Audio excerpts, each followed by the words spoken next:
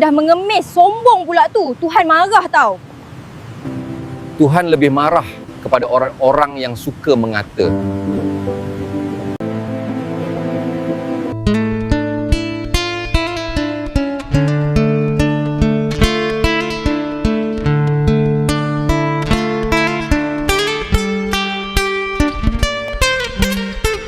Aku geram betul lah tadi ni.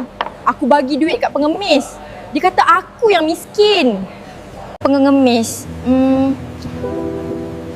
Pengemis mana pula Farah yang kau jumpa tu?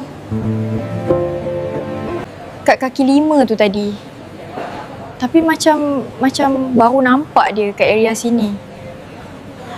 Biarlah Farah. Dia nak kata kau miskin ke, kaya ke, yang penting dia tak ganggu kau.